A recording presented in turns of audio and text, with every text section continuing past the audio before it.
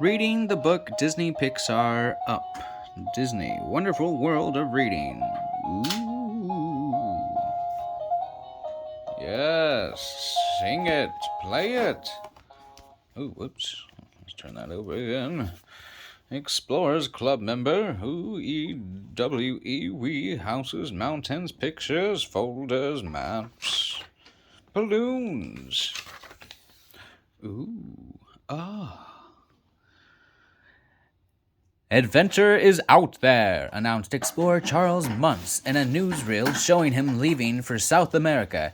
He was off to catch a creature he called the Monster of Paradise Falls. Watching it in a darkened theater, young Carl Fredricksen dreamed of being just like his hero Muntz.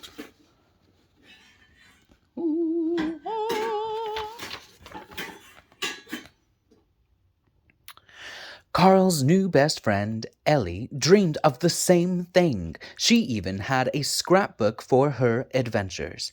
Ellie pointed to a map and told Carl, "I'm gonna move my clubhouse there and park it right next to the falls." But most of the pages were blank.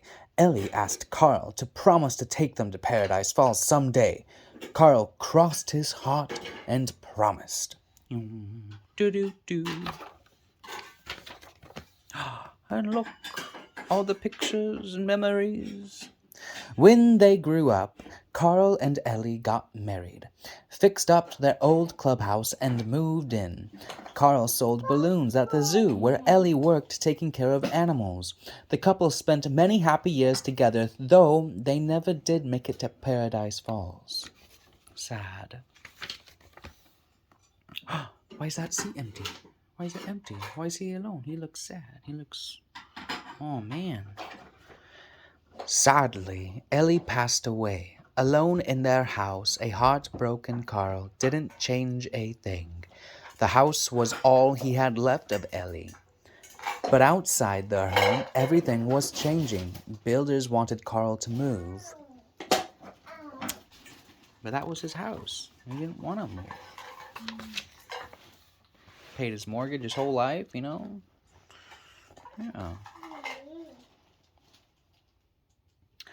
Who's this guy? Then, one day, a young boy knocked on Carl's door. Good afternoon, said the boy. My name is Russell, and I am a junior wilderness explorer. Are you in need of assistance today, sir? No, Carl answered, slamming the door shut, but Russell knocked again, so Carl told him to find a pesky snipe. There was no such creature, and Russell didn't know that. Carl knew Russell wouldn't be bothering him for a while. Yeah, I'd never heard of a snipe before. That night, Carl opened Ellie's scrapbook. He remembered his promise about taking her to Paradise Falls. Carl didn't want to leave their house, but he did want to keep his promise. Right there on Paradise Falls. So, instead of moving out, Carl did something else. With the help of thousands of colorful balloons and a homemade steering system, Carl moved his house up into the sky. Doo-doo-doo-doo. Look at all the balloons, so colorful. Oh man, what's going on here? He's like, how'd you get here, man? Suddenly, there was a knock at the door. It was Russell. He had been under the porch looking for snipes when the house lifted off. Please let me in, the frightened boy pleaded. No, Carl said. But in the end, he let Russell inside. Carl was about to take Russell home when a storm changed everything. Oh man, a storm. What's this? It says, the storm blew the house around. When an exhausted Carl woke, he saw that Russell had steered them very close to Paradise Falls. Cool. A sudden bump caused them both to tumble out of the house. Carl held on to the garden hose to keep the house from floating away. They couldn't climb back up, so Russell suggested they walk the rest of the way. They hiked through the wilderness, pulling the house behind them like a giant parade balloon. Wow. That's gotta be like, not weighing them down, but that's gotta be some force. Like if any wind comes by, that is laws of physics right there. That's some crazy laws of physics right there. That older guy must just like, what is going on here? Like, there's such balance between the weight of him and everything. Crazy. Soon, Carl and Russell had company. First, a giant bird began following them after Russell fed it chocolate. The boy named it Kevin. Kevin! Then, a talking dog named Doug appeared. My master made me this collar so that I can talk, Doug explained, showing Russell and Carl his fancy collar. For some reason, Doug wanted to capture Kevin, but he wasn't having much luck. Please be my prisoner, Doug begged the giant bird.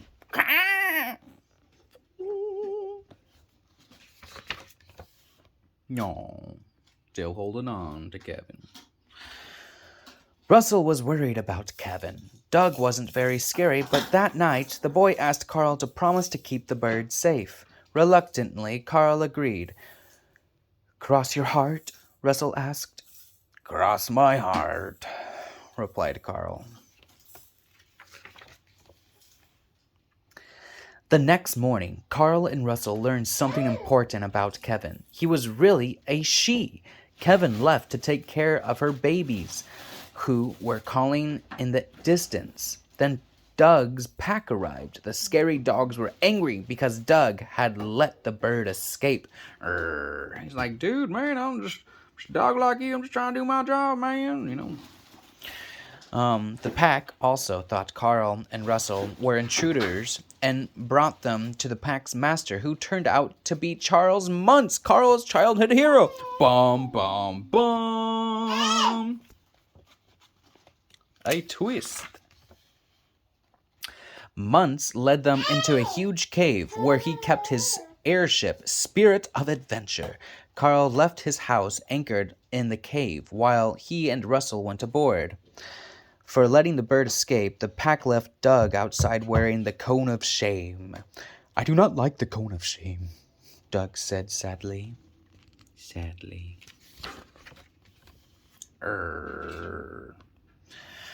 Muntz explained that he had been searching all his life for the monster of Paradise Falls and would destroy anyone who stood in his way.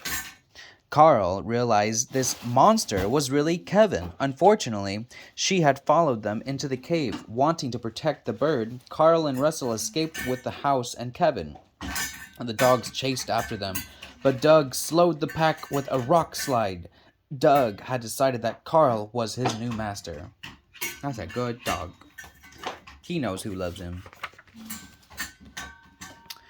Alright, Doug caught up with Kevin, but the pack wasn't far behind. As the chase continued, the house helped the new friends float over a canyon and escape. That is a close call right there. For the moment, they were safe, but Kevin was hurt. Carl agreed to sneak Kevin back to her babies that night and then take the house to the falls. What a good team. Oh no! But Muntz spotted them. He trapped Kevin in a net and set fire to Carl's house. While Carl put out the flames, Muntz escaped on his airship with Kevin. Russell thought Carl had broken his promise. You gave away Kevin, Russell cried. Carl felt terrible, but didn't know what to do. He just wanted to reach the falls. Frustrated, he even sent Doug away. Oh no. Carl knows he messed up. He knows what he wants, but he did it the wrong way, getting it. Determined, Carl dragged his house the rest of the way without Russell's help. The balloons had been losing air, and the house came to rest at the falls. Carl had finally kept his promise to Ellie. Still, Carl was unhappy. Inside, he paged through Ellie's scrapbook. It was filled with photos of their life together. At the end of the book, Carl discovered that Ellie had written him a final note. "Thanks for the adventure. Now go have a new one, Ellie." Carl smiled. Ellie had thought their life together had been an adventure. He looks happy. Well, what's this? Suddenly, Carl heard a noise. Bzzz! Russell was using a leaf blower and some balloons to fly away. He was heading for Muntz' airship to rescue Kevin. Carl quickly tossed out all of his furniture to make his house rise up again. Surprisingly, there was a noise at the door. It was Doug. "I was hiding under your porch because I love you," the dog declared. "Can I stay?" "Well, you're my dog, aren't you?" Carl replied happily. Together, the two sailed off and caught up to Muntz' airship. They saved Russell, who had been captured by Muntz, and freed Kevin. They're determined to get their friends back. Muntz tried to stop them, but in the end, he became tangled up in a bunch of balloons and disappeared. Carl's house floated away, but Carl knew Ellie would always be with him in his heart. What mattered now were his new friends. Chocolate.